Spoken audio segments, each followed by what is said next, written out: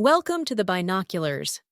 My channel focuses solely on exposing lies and presenting the truth and standard perspectives to you.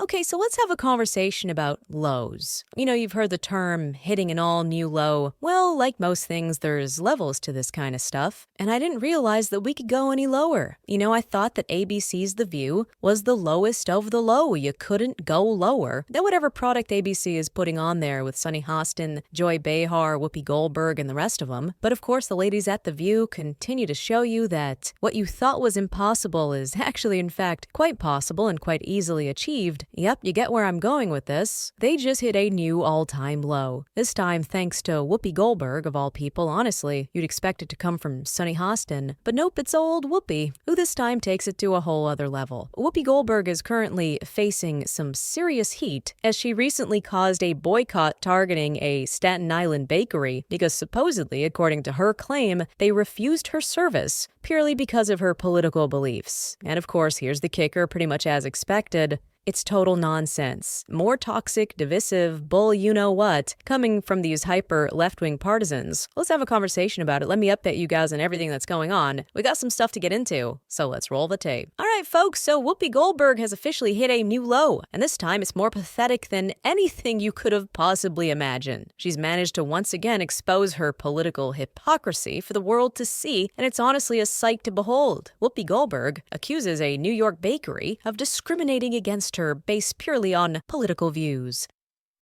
Welcome back. My birthday dessert today was one of my mom's favorites from when she was a kid. And she talked about these all the time. They're called Charlotte Russe. And it's a sponge cake with whipped cream and a cherry on top. Now, I should tell you, Charlotte Russe has no political leanings. And the place that made these refused to make them for me. Really? Yes. What? Oh, No. Let me explain. They said that their ovens had gone down, all kinds of stuff, but folks went and got them anyway, which is why I'm not telling you who made them. But can't be because I'm a woman, but perhaps they did not like my politics. Yeah. But that's okay, because you know what? Listen. This is my mother's celebration. Yeah. Pick these up and celebrate with me and my mom.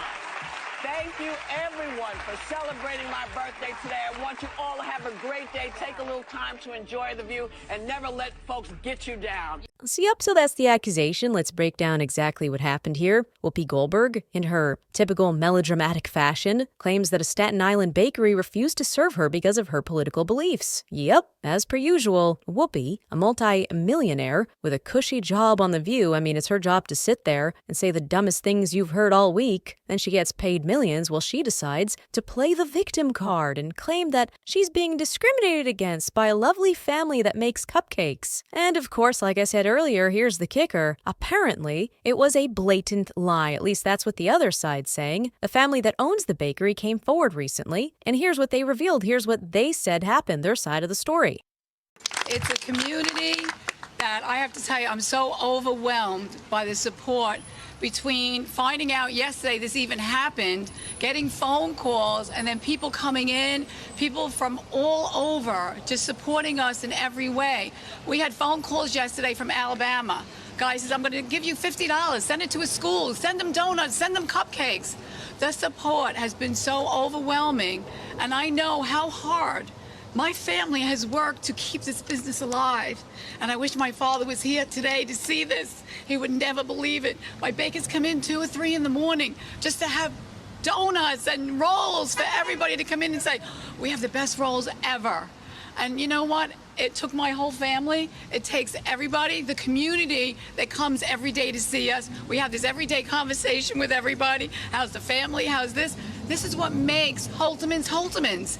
It's the community, it's my fellow everything that come out, and us giving back to the community that makes this go round. And if it wasn't for you and Staten Island to make this work, we still wouldn't be here today.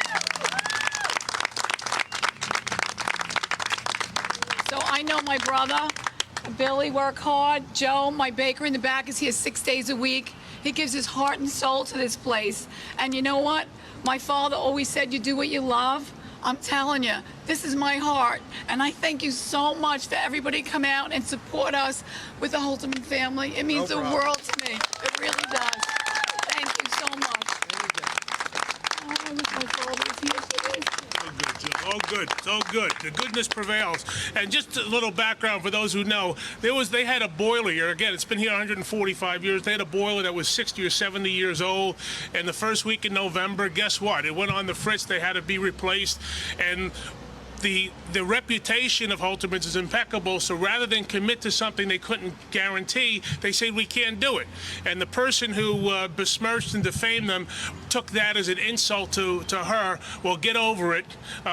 This family will be here for, God willing, another 145 years. And as Jill said, it's her family, it's the Staten Island community, it's the elected officials. And I hope if you're watching this across the country, go online and order something. Yeah, apparently they refused her service not because they don't like her politics, but because one of their ancient boilers broke down. That's right, a mechanical failure was the reason that she couldn't get her pastries, not some anti-progressive conspiracy, just a broken boiler. They felt as though they wouldn't be able to deliver, and so they said, sorry, we can't do it. But in Whoopi's mind, she was discriminated against. She's the victim. Really crazy stuff, and what's fascinating is that Whoopi truly believes that conservatives or anybody who leans right are intolerant, that they regularly engage in this kind of behavior. But that simply isn't true. Frankly, I just think it's projection because that's how she and her liberal friends in the liberal echo chamber operate. It's her political side that's obsessed with canceling, boycotting, and ostracizing anybody who disagrees or thinks differently or doesn't conform to the groupthink. Just think about it. Just last week, Whoopi and her sanctimonious co-host on The View encouraged their audience to skip Thanksgiving if they were invited by family members who support Donald Trump. Turns out every holiday season, political talk can be a tough topic to get into. But given the results of last week's election, Yale psychiatrist Dr. Amanda Calhoun suggested to Joy Reid that some people should sit this one out. Take a look. There is a push, I think just a societal norm that if somebody is your family, that they are entitled to your time.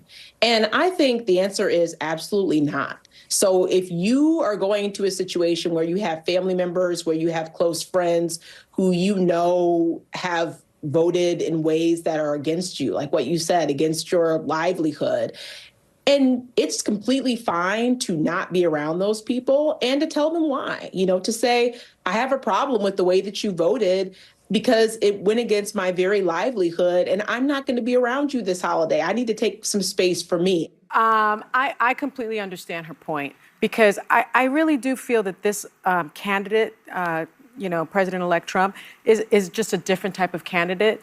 From the things he's said and the things he's done and the things he will do, it's more of a moral issue for me. And I think it's more of a moral issue for other people. We're just, I would say it was different when, let's say, Bush got elected. You may not have agreed with his policies, but you didn't feel like he was a deeply flawed person, deeply flawed by character, deeply flawed in morality. I think a lot of Dems called him deeply flawed and time. demonized him.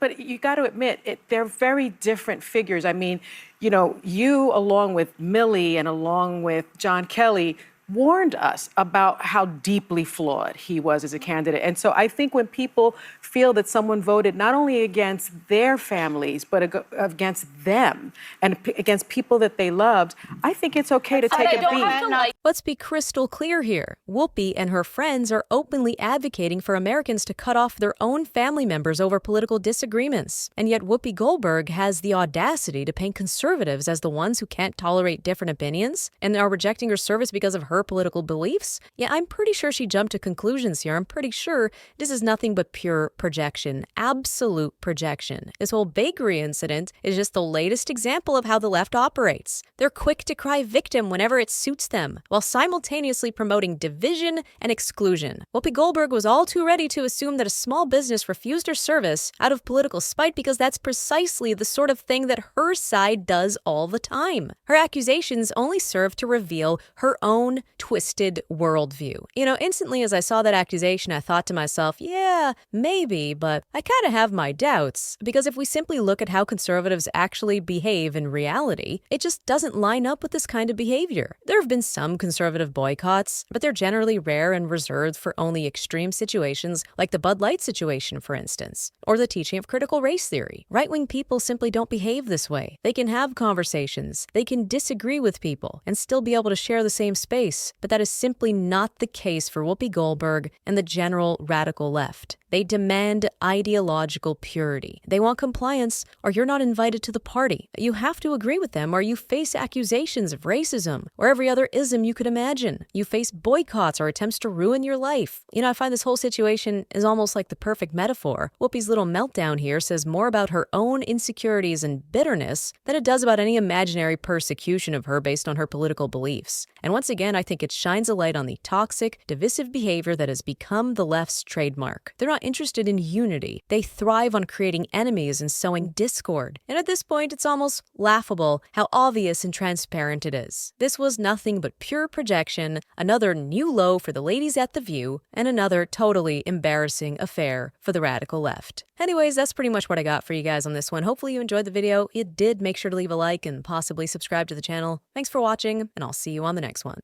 Don't forget to hit the subscribe button and share this channel with your friends. Stay tuned for more truth and insightful perspectives. Your support helps us grow and reach more people.